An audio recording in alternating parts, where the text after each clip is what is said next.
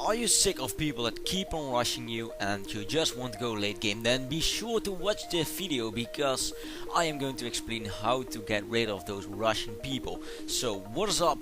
My name is Famous Bloons and today we're going to play some BTD battles mobile on defend mode. And in defend mode you clearly cannot rush your opponent.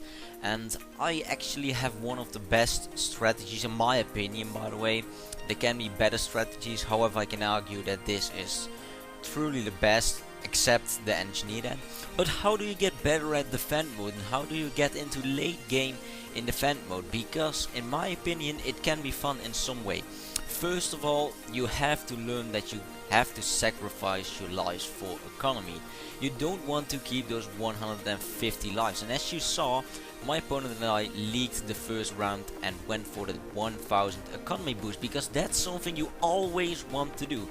Get that 1000 economy boost to start off with, and you can see I'm sacrificing more and more lives, and my opponent is being slightly how do I have to say that, slightly safe in some kind of way, so my economy is probably better than his.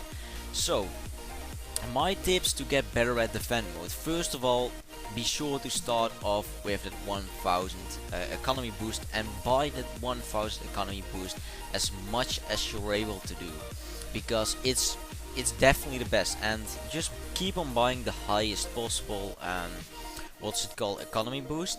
But yeah, there I nearly died.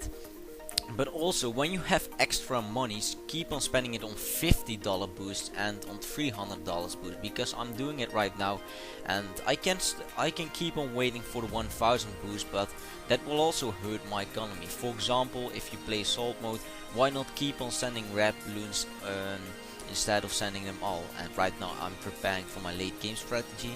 Because I didn't have tier 4 super monkeys yet, I wasn't able to show them, but I will be sure to show you guys the late game strategy with super monkeys too, because I guess without even using abilities I reached almost I reached round 65 or something in defend mode with this strategy, and not even the whole map filled with temples, so that's pretty insane. I also use this as proof to NinjaKiwi, so they will most likely make late game hard, because this is not fun if you have to spend 50 minutes or 50 minutes, 30 minutes and go through lag every game.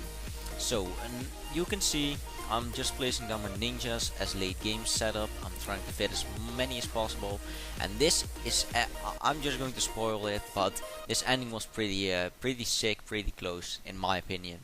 And because I didn't have T4 super monkeys, I had to get another good late game tower, and my late game tower was what is it called, Spike Factory, so I had to spam that ability to survive late game. And my opponent has also a pretty decent strategy going on. However, I would not recommend it. The ice ability, or yeah, the ice tower is the second strongest sacrificement for your super monkey. The bomb is the strongest, but with ice and super monkeys, or with ice and ninja monkeys, you can stall the balloons to 25% of its speed. So basically, with the ninja ability, you make all the other towers half as good, or you make it twice as good. And with the ice ability you make it 4 times as good, basically. And that's what you do not have when you sacrifice your super monkey with bomb towers. So that's why I chose for this strategy and why I think it's the best. And I'm not counting balloon chippers, because balloon chippers are, in my opinion, they will eventually get nerfed, that they won't be able to suck up for example mob class balloons or maybe just COMGs. And I think that's completely fair, because you will always be able to infinite stall if you do not do that to the chipper. And I think when you're not able to stall anymore with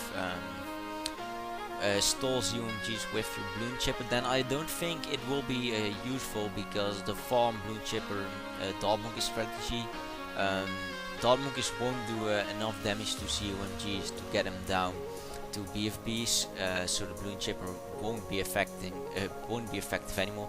However, you can still use the 4-tier balloon chipper, I'm not 100% sure how good it actually is, but we will have to see. So right now we are going into a classic late game. My opponent clearly shows that he is very noobish at late game, because the way he plays his super monks is not effective at all, and he's sacrificing not optimal, because the best way to sacrifice, I'm not sure about the bomb tower, but you just have to get 2-0 or 203 super monkeys around your sun god, because that's exactly 30k, and that's what you can sacrifice. And then for bombs you need 30k too, but I'm not 100% sure what's 30k. With ice towers I do know it. You have to get 1 ice towers around your super monkey to get around 30k. You get $100 more than 30k. So we are almost about to get, like, I expected to not get overwhelmed as easily. You can see I'm slowly building up my money, and you can also see I'm keep on using abilities. And this is something I have to tell you guys, if you're not really used to this, then you have to sabotage every 16 seconds, not 15, because somehow you can get a sabotage glitch, and then more glass balloons won't be slowed down. That's exactly what you don't want. So play it safe and just sabotage every 16 seconds. So you gotta be somewhat good at math and react good. And now you can see my micro is pretty sick. Just kidding. It can be better, obviously, but it looks so sick because this gameplay is sped up 8 times right now. And you can see it's lagging so bad. It's so annoying. And that's another thing that I do not like about late game, the lag and just the time it takes away. Not NinjaKiwi just has to do something about this, because I like late game, but how late game is set up now, that it doesn't require much skill. It does require some skill, but not much. You can see my opponent literally he leaked late game. By the way, I was surprised that leaking late game is that is even a thing. I mean, how the fuck can you leak late game? Those balloons are so freaking fast, and you leak fucking 10 lives or something. I have no clue how that even is legit. But anyway, I told you guys about the sabotage every 16 seconds. What about the ice ability? When you use it, then it basically slows down the layer you used the ability on permanent for 2 layers. So the BFB layer and ZOMG layer will be slowed down permanently, but it won't go on time. And I think this is nearly the part where I'm getting overwhelmed. And now with my money I have to spam a lot of Spike Factory abilities, because yeah, I had no other chance. So the BFB and ZOMG layer will be slowed down permanently by the ice ability. However, all the Moabs that come out of that won't be slowed down, so you will have to use another ice ability on that.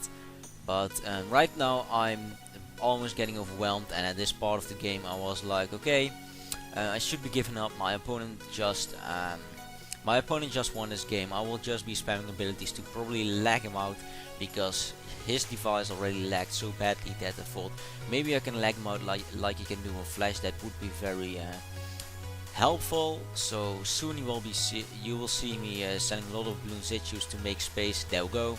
Make space for my Spike Factories, and right now you can see how damn sick it is. But now I sped this game up only just the regular speed. So in this speed I was playing, and you can see how slow this is. This is absurd. Who the heck wants to play late game 50 minutes with this speed?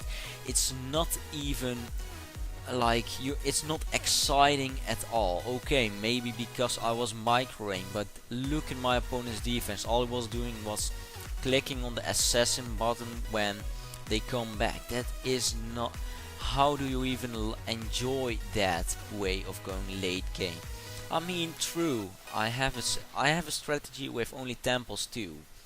I'm not gonna lie, but still, I mean, I enjoy it when I face someone that has normal speed of his game. then I still feel like, okay, it's fun playing because we can go late game. Maybe we can set a world record because that's fun to do in my opinion. So there we go, and you see a few ceramics at the very end, and I was like, oh my god. I was like, that's my death, but no, it was not my death. My opponent died instead. Out of the middle of nowhere, my opponent died, so I might have lagged him out. What was my plan? But what also might have happened is that my opponent, I don't know what else could have happened, just lag, and that Bloons went through on his side instead. But that was so insanely close, and I couldn't believe I got a winner out of that, and I was so happy that I won that game, because my record is slightly getting ruined by disconnection and stuff like that, and also late game. Well, my opponent goes for temples and I couldn't go for temples. So anyway, thank you guys for watching to this video, and if you liked it, be sure to click on that like button, and if you have any other friends that want to try and do the vent mode, be sure to tell them about this video too. So shortly repeating, always go for the tender, or always start off with the 1000 economy boost, then with the extra money you have, spend it on 50 and 300 boosters until you can get a 1000 boost again. If you want me to elaborate my strategy, then I will be sure to do that too. But anyway, again, thanks for watching and have a nice day.